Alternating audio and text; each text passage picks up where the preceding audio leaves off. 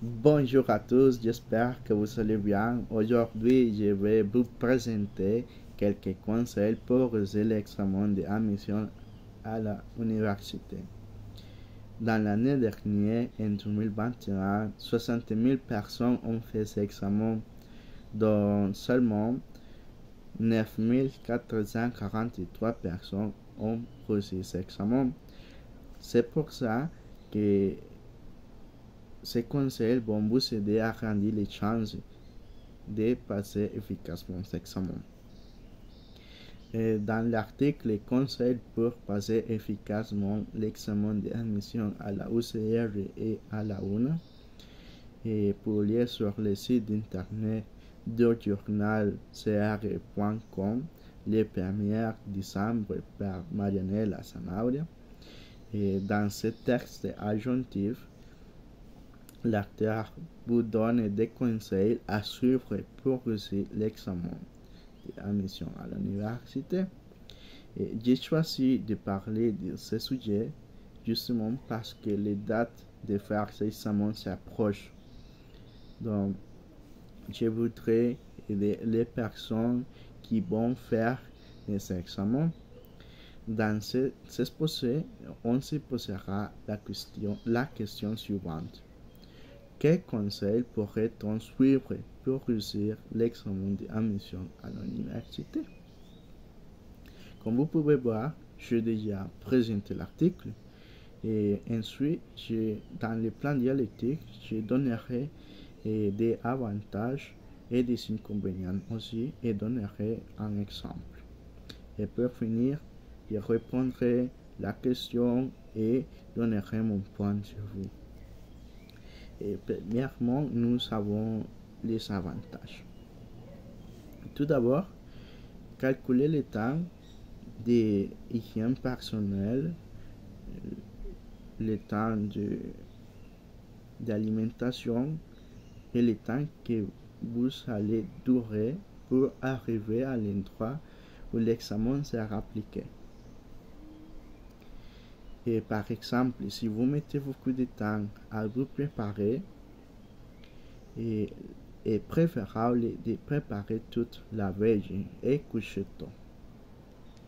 En deuxième lieu, n'oubliez pas que le texte a une duration de 3 heures, donc vous devez prendre un bon petit déjeuner, par exemple un petit déjeuner durable comme un gallo pinto avec du chocolat, du café, du jus de fruits, quelque chose comme ça. Et un troisième avantage, apporter une montre pour mesurer le temps et le distribuer de la meilleure façon.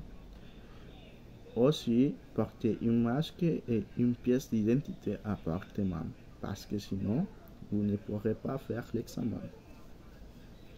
Et par contre, nous avons aussi des inconvénients.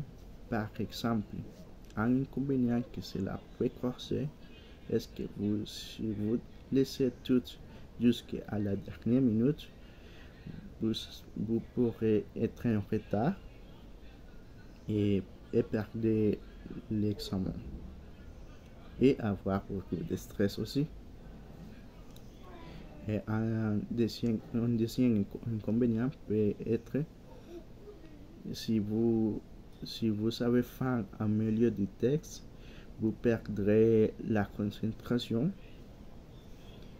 et le temps ne sera pas suffisant pour finir le texte. Un troisième inconvénient est que si vous manquez la pièce d'identité ou le masque, vous ne pourrez pas faire l'examen. En résumé, n'oubliez pas de prendre un bon petit déjeuner, apporter une montre et n'oubliez pas les masques et la pièce d'identité. Et de mon point de vue, avec mon expérience, je crois que cet acteur a raison. Si vous suivez ses conseils et vous aumenterez les chances de réussir cet examen. Et des solutions et aller s'enregistrer calmement et ne perdez pas la concentration. Concentrez-vous sur votre examen. Et aussi, pour répondre à la problématique, on peut dire que ces conseils sont plus importants et sont vraiment utiles. Ils peuvent agrandir les chances de réussir l'examen puisque vous allez être préparé pour faire cet examen. Et pour finir, et finalement, je vous demande si avez-vous d'autres conseils qui vous aideront à passer bien cet examen qui est très important et pour tout le monde.